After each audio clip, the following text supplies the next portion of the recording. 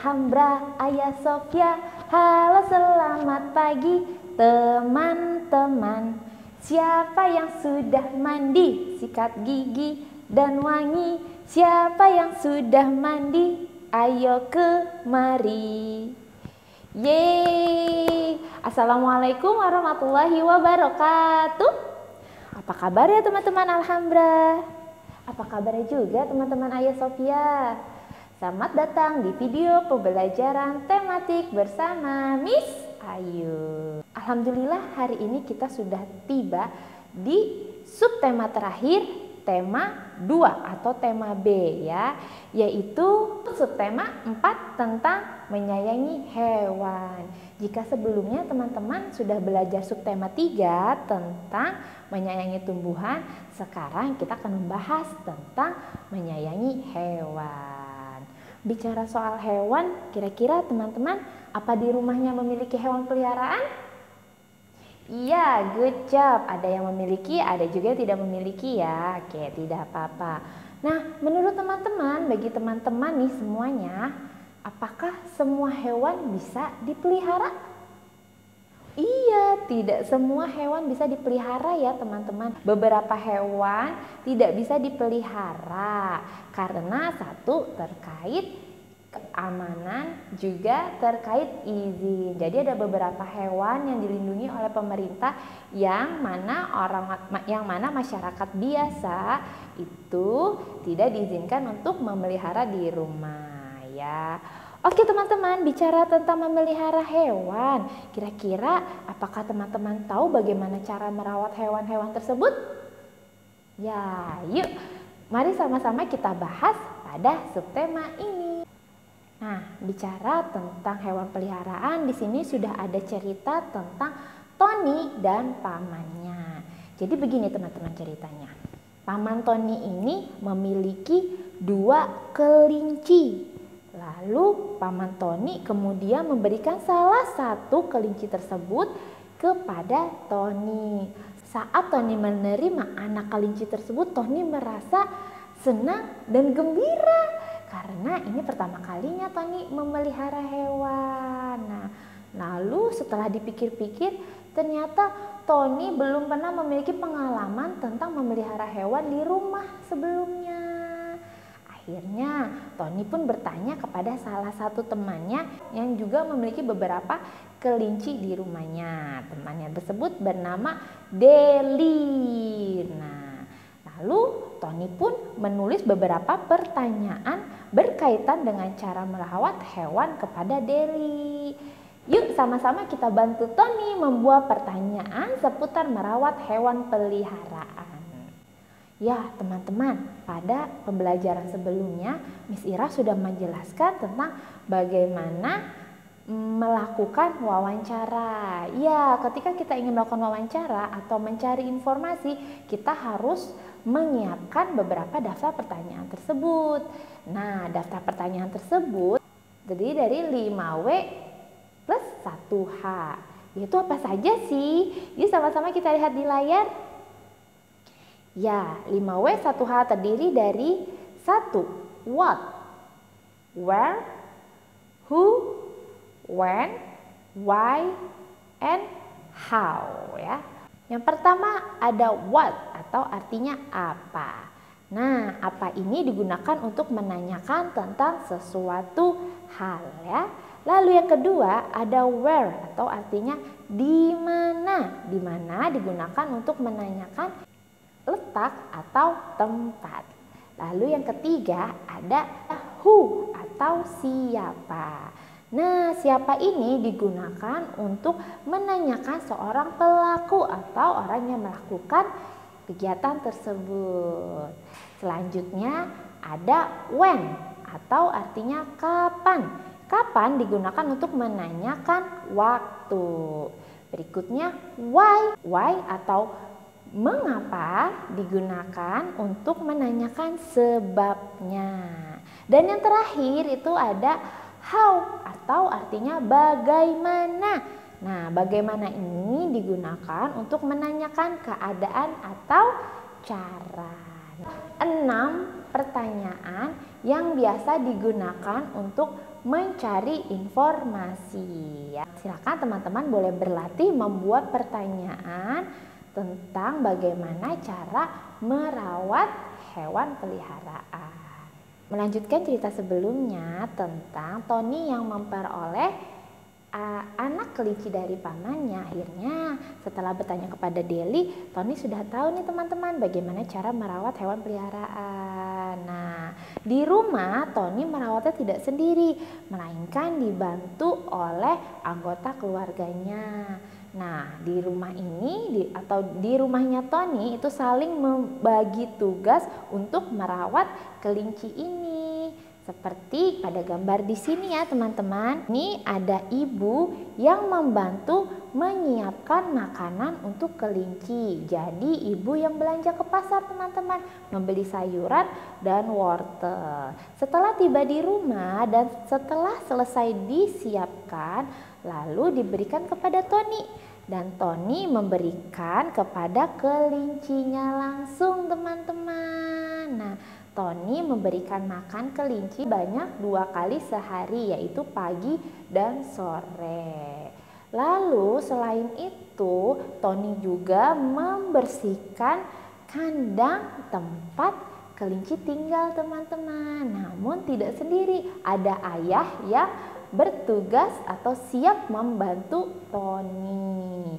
Kandang kelinci ini dibersihkan sebanyak 1 kali sepekan ya. Lalu jika kelinci tersebut sakit, ayah pun bersedia menemani Tony untuk mengajak kelinci tersebut ke dokter hewan agar kelinci tersebut mendapat perawatan dan kembali sehat. Nah, dengan adanya pembagian tugas yang adil dan merata, akhirnya hewan peliharaan Tony ini dapat tumbuh sehat dan juga lincah. Jadi itu ya teman-teman, bagaimana tentang pembagian tugas di lingkungan keluarga. Nah, seperti cerita tadi, kalau hewan sakit biasanya dibawa kemana teman-teman? Ya, dibawa ke dokter hewan. Nah, dokter hewan itu bertugas untuk merawat dan mengobati hewan yang sakit. Lalu kalau mana yang sakit kira-kira ke dokter hewan atau dokter tumbuhan? Ya, iya, tidak ada ya dokter tumbuhan ya. Kalau manusia yang sakit sudah pasti perginya ke dokter umum. Tapi kalau masih anak-anak bisa mengunjungi dokter anak. Iya, berbeda ya tugasnya teman-teman. Nah, selain dokter hewan, ada banyak profesi nih teman-teman yang bisa kita temui pada kehidupan kita sehari-hari. Di antaranya ada petani. Nah, petani ini yang tugasnya adalah untuk menanam berbagai tanaman.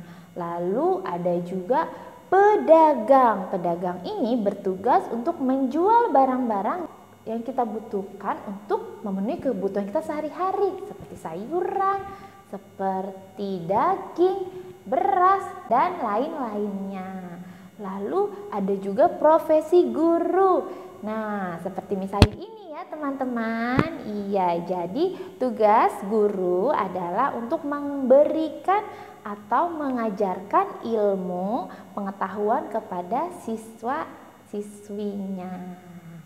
Nah teman-teman, itulah beberapa profesi yang dapat bisa kita temui pada kehidupan sehari-hari. Lalu kalau teman-teman pernah mengunjungi kebun binatang, di sana juga ada profesi yang bisa kita temui teman-teman. Di antaranya ada penjaga satwa yang bertugas merawat hewan di kebun binatang.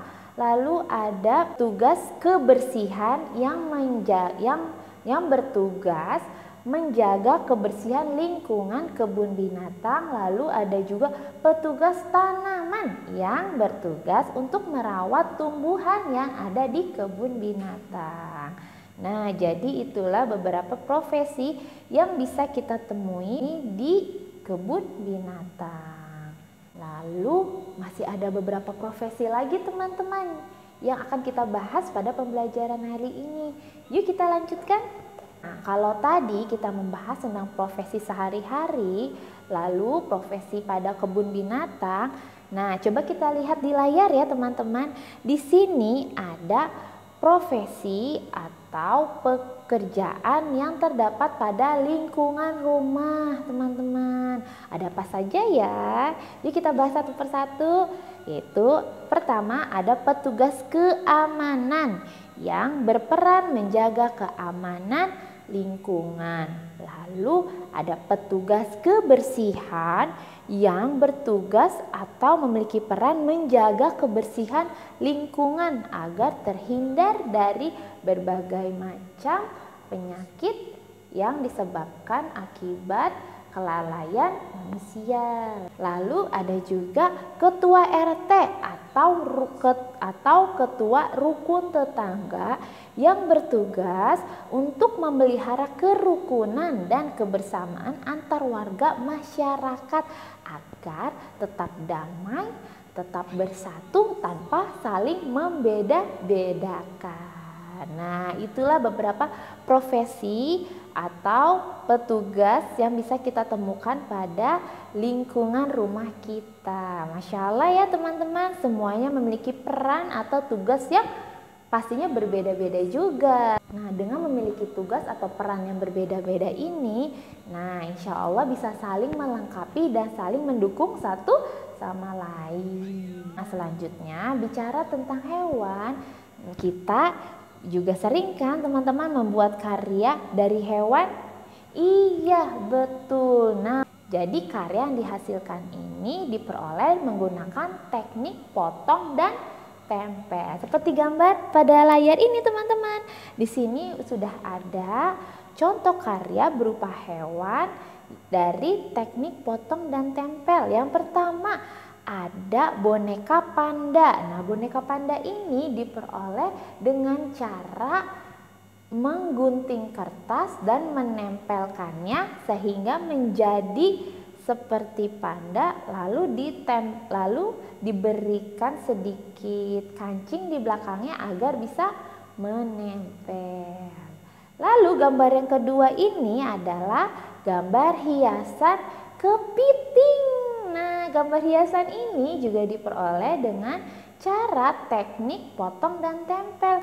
Setiap kertasnya dipotong, membentuk sedemikian rupa, lalu ditempel jadi satu dan dibentuk menjadi kepiting. Masya Allah ya, itulah tentang cara teknik potong dan tempel. Kalau teman-teman sendiri sudah pernahkah melakukan teknik potong dan tempel? Iya, sudah pasti pernah ya, karena ini merupakan salah satu teknik dasar dalam membuat karya. Selanjutnya, bicara tentang hewan juga. Biasanya kalau kita merawat hewan atau merawat hewan peliharaan, otomatis kita butuh energi ya teman-teman. Kita biasanya mengeluarkan tenaga. Tenaga yang dikeluarkan biasanya berupa menarik kandang maupun mendorong kandang hewan tersebut. Nah, pada pembahasan ini kita akan membahas tentang menarik dan juga mendorong. Nah, teman-teman tahu tidak, dengan menarik maupun mendorong ini dapat melatih kekuatan otot lengan kita, teman-teman. Tuh, seperti Miss Ayu ya. Kira-kira otot lengannya kuat atau enggak ya? Alhamdulillah kuat, teman-teman. Nah, sebelum melakukan teknik menarik dan mendorong ini, sebaiknya kita harus melakukan apa teman-teman? Ya, betul, pemanasan untuk menghindari terjadinya cedera. Lalu, ketika teman-teman ingin mempraktikkan teknik menarik maupun mendorong, sebaiknya didampingi oleh orang dewasa atau ayah bunda untuk meminimalisir terjadinya hal-hal yang tidak diinginkan. Ya, pada pembahasan ini insya Allah Miss Ayu akan praktikkan tentang cara menarik maupun mendorong. Silakan teman-teman saksikan ya. Oh iya, kalau digambarkan menarik mendorongnya kan tidak sendiri. Berarti Miss Ayu juga sebaiknya melakukan tidak sendiri ya. Iya, insya Allah nanti Miss Ayu akan minta tolong bantuan pada salah satu Miss dari Cordova. Kira-kira siapa ya? Yuk. Penasaran? Yuk kita lihat setelah ini ya. Yeay teman-teman, di sini sudah ada Miss Ira. Halo Miss Ira. Nah, hari ini kita akan mempraktikkan teknik menarik. Yang pertama, teknik menarik tangan, menggunakan tangan. Yuk misalnya kita praktekkan, kakinya harus dalam keadaan dibuka dan lurus. Lalu tangan dengan teman saling menarik. Kita mulai ya. 1, 2, 3, tarik Miss. Nah, oke, good job. Nah, yang berikutnya adalah teknik menarik kedua menggunakan bantuan bujur atau benda.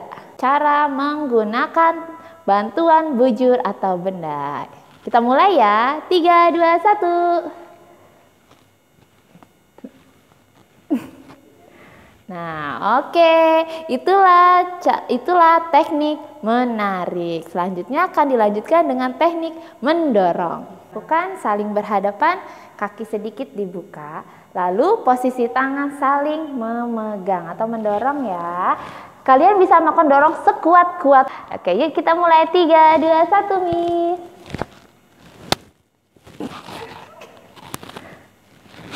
Nah, oke, itulah teknik mendorong. Oke, terima kasih Miss Ira.